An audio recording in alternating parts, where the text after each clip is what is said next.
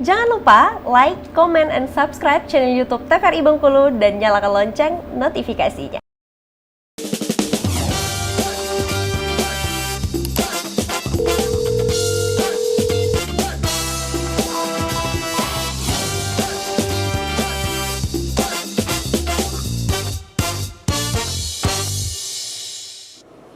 Halo pemirsa, selamat datang. Senang sekali jumpa kembali bersama saya Khairul Fahmi tentunya kali ini Dokter Gito TVRI Bengkulu. Dan kali ini kita akan berbincang tentang yang namanya artritis atau peradangan sendi bersama dengan Dokter Bella. Kita sapa dulu tentunya untuk Dokter Bella yang sudah hadir di studio TVRI Bengkulu. Selamat sore dokter. Sore. Waduh, apa kabar nih? Alhamdulillah. Alhamdulillah. Lagi ya? Iya, betul ya kan. Lagi nggak radang-radang sendinya kan? Sehat Enggak, kan? alhamdulillah sehat ya. Oke, sebelum masuk ke pembahasan kita hari ini tentang radang sendi atau juga artritis, dokter. Artritis ini kan berhubungan dengan yang namanya sendi-sendi nih, ya kan, sendi kaki, sendi lutut, lain sebagainya tentunya. Nah, itu biasanya diderita oleh usia-usia yang lanjut atau anak-anak muda itu udah termasuk rentan nggak sih dengan yang namanya artritis ini sendiri? Iya, jadi sebelum kita masuk ke situ kita tahu dulu nih ya kan, artritis itu sebenarnya adalah peradangan suatu sendi ya, bisa satu atau beberapa sendi di dalam tubuh, entah itu sendi kecil ataupun sendi yang besar. Artian besar itu dia yang memang bisa menopang tubuh gitu ya, antara lain kayak lutut, habis itu ada panggul gitu, atau juga sendi-sendi di leher itu juga termasuk ada peradangan pada sendi. Nah kalau untuk umurnya sendiri itu bervariasi. Oh, ya. bervariasi. Iya, tergantung dari jenisnya yang mana nih artritisnya. Oke. Karena artritis sendiri itu satu judul yang besar. Nanti kita akan bahas beberapa jenis yang akan terkena pada pasien-pasien usia berapa gitu. Oke, jadi poinnya usia muda, usia yang udah lanjut itu nanti akan ada terkena juga yang namanya artritis. Betul. Tapi nanti artritisnya beda-beda gitu. Betul, dan kebanyakan memang dari semua jenis artritis itu emang ada namanya penyakit degeneratif ya. Degeneratif itu adalah penyakit yang diderita karena faktor usia gitu. Betul. Nah, usia berapa? Biasanya usia yang lanjut usia atau lebih dari 50 tahun gitu. Oke. Nah, makanya pada kebanyakan itu yang mengeluhkan sendi-sendinya sakit itu kan katanya faktor U. Iya betul, faktor ya kan? U, ya Makanya benar. Gitu. Nanti kita bahas lanjutnya. Oke, kalau gitu langsung aja kita dengerin dulu tentunya untuk satu penjelasan tentang artritis ini sendiri pemirsa bersama dengan Dokter Bella. Silakan dokter. Oke. Kita akan bahas hari ini ya, secara garis besarnya tadi itu namanya adalah artritis ya. Artritis itu artinya radang sendi atau peradangan pada sendi. Nah, artritis ini sendiri itu adalah kondisi peradangan yang disebabkan atau dapat terjadi ya pada satu atau lebih sendi yang dia dapat menyebabkan suatu rasa sakit gitu. Makanya kita datang ke dokter karena ada nih kayak sakit tapi di sendi-sendi. Nah, sendi-sendinya yang di mana aja itu dia bisa terkena pada sendi-sendi kecil, contohnya pada jari-jari, jempol gitu ya. Terus juga pergelangan tangan itu juga termasuk ada sendinya dalam tubuh kita, atau memang terkena pada sendi-sendi yang besar. Sendi besar tadi, sendi-sendi yang bisa menopang tubuh gitu. Antara lainnya adalah lutut, terus juga pinggang, terus juga leher, itu termasuk dari sendi-sendi yang besar. Nah, kebanyakan kalau misalnya pada pasien-pasien itu awal-awalnya cuma nyeri-nyeri aja nih ya, tapi lama-kelamaan ternyata suatu artritis ini itu adalah suatu proses yang panjang gitu. Jadi nanti dia akan menimbulkan gejala itu bersifat yang kronik gitu. Awalnya hanya nyeri-nyeri biasa, terus kita kurang aware gitu ya, kurang tahu ini kenapa penyebabnya, itu bisa menyebabkan artritis yang memburuk gitu. Jadi nanti kondisinya akan lebih buruk dan juga diiringin dengan adanya pertambahan usia. Jadi dari artritis ini sendiri memang ada jenis-jenis yang memang tadi faktor degeneratif dari faktor pertambahan usia gitu, dan juga disertai ada faktor-faktor resiko yang lainnya. Oke. Nah, yang pertama kita akan bahas yang namanya gout arthritis ya.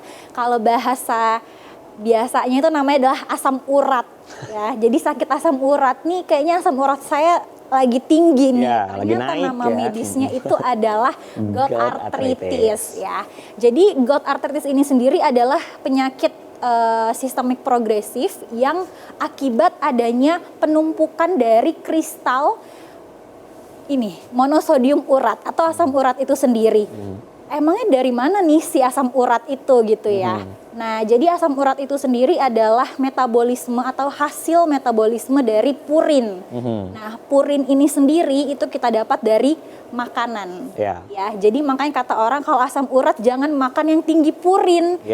Karena purin itu nanti hasilnya jika dia di dalam tubuh tidak dapat diekskresikan dengan baik atau diproses dalam tubuh kurang baik, itu nanti dia akan menyebabkan penumpukan. Hasilnya itu adalah asam urat itu tadi, ya. Makanya kenapa dia bisa ada penyakit asam urat karena menumpuk nih. Dan penumpuknya itu bisa di mana aja. Bisa yang paling banyak itu di sendi-sendi, di celah-celah sendi, makanya dia bisa jadi nyeri sendi atau nanti pada fase yang kronik, fase lanjut itu nanti bisa berkumpul di ginjal. Nah, pada pasien-pasien yang memang dia sudah ginjalnya kurang baik, ditambah lagi dia suka konsumsi asam urat ini sendiri atau produksi dari tingginya purin, itu malah makin numpuk. Nanti akhir-akhirnya itu malah jadi gagal ginjal gitu. Makanya jadi asam urat juga bisa menyebabkan gagal ginjal ya, Dok? Betul. Jadi nanti dia akan membatu dalam ginjal. Nanti batunya itu mengganggu dari proses untuk metabolisme di ginjal, sehingga nanti kalau dia nyumbat, jadi nanti lama-lama ginjalnya akan rusak. Gitu ya. Ngeri juga ya. Iya, makanya kalau misalnya kita sekarang nggak boleh nih makan yang tinggi asam uratnya, itu nanti karena prosesnya itu panjang memang. Nanti ada stadium-stadiumnya juga ya. Nah, ternyata prevalensi dari artritis itu sendiri juga banyak itu kalau di Indonesia ya, itu juga banyak pada pria gitu ya. Asam urat ini sendiri juga dia sebenarnya bisa langsung diekskresikan jika kita banyak minum gitu, banyak air putih, terus aktivitas fisik kita baik gitu. Jadi antara yang masuk sama yang keluar dari dalam tubuh itu seimbang, istilahnya begitu. Jadi tidak ada terjadi penumpukan tuh di dalam sendi, apalagi di dalam ginjal. Jadi ibaratnya kalau kita minum air putih jadi lancar semuanya gitu ya, Iya betul, Dok? jadi ada yang kayak membantu untuk mengeluarkan itu. Gitu. Nah, tapi memang sebenarnya antara di Asia sendiri ini memang angka asam urat itu sendiri juga besar ya. Cukup tinggi ya? Iya, cukup tinggi 4 sampai 4,8. Tapi memang untuk prevalensi memang banyak pada pria gitu. Oke. Nah, terus penyebabnya ini apa sebenarnya?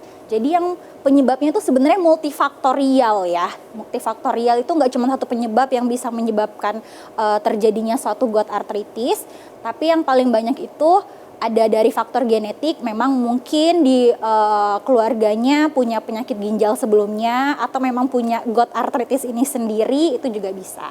Atau memang dari konsumsi alkohol itu juga berpengaruh, dan ini tadi ya, makanan yang tinggi purin. Nah, nanti ada bahan makanan apa aja sih sebenarnya yang tinggi ya. Nah, itu harus dihindari nih dari makanan yang tinggi purin, konsumsi alkohol, terus juga pasien-pasien yang obesitas ya.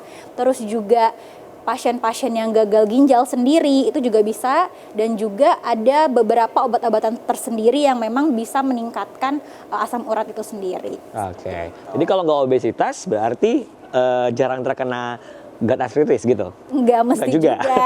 Kan dia banyak faktor ya. Dia nggak obesitas tapi dia makan tinggi purin. Oh iya, benar aja gitu ya. Nah, gout arthritis ini sendiri itu predileksinya ya, atau kita taunya ini mengarah ke gout arthritis itu kalau misalnya ada pembengkakan sendinya yang paling banyak itu terdapat di jempol kaki.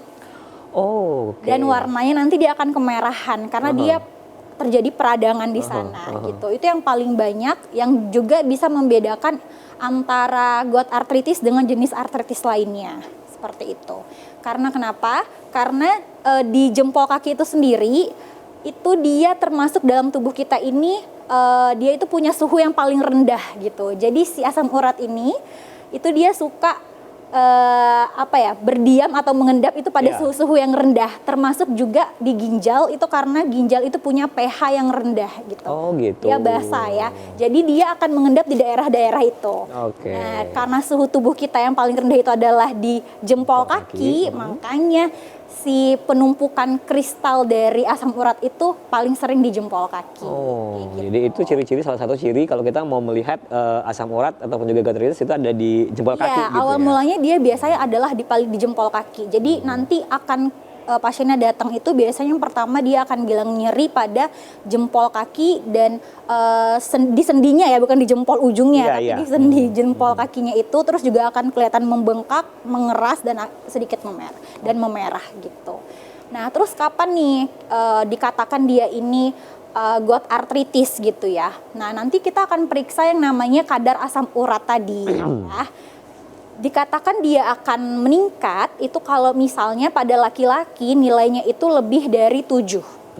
Ya, kalau pada perempuan itu lebih dari 6. Nah, kalau misalnya memang pasiennya sudah lebih dari 7 dan lebih dari 6 itu bisa nanti akan dapat yang namanya obat-obatan gitu. Tapi kalau misalnya memang hanya mengarah ke sana ya, itu nanti bisa kita yang pertama adalah rubah dulu pola hidup dan juga gaya makan-makannya gitu ya. Jadi kita modifikasi dulu lifestyle-nya gitu. Biar dia jangan semakin meningkat karena faktor makanan gitu ya kan, Dok? Betul, Oke. Dan juga ini tadi ya, lokasi yang paling seringnya itu adalah di jempol kaki satu. Oke, baik dokter, kita mau jeda iklan dulu, nanti kita lanjut lagi ya. Baik pemirsa, tetap bersama kami tentunya di Dokter Kito TVRI Bengkulu, bersama kita sehat.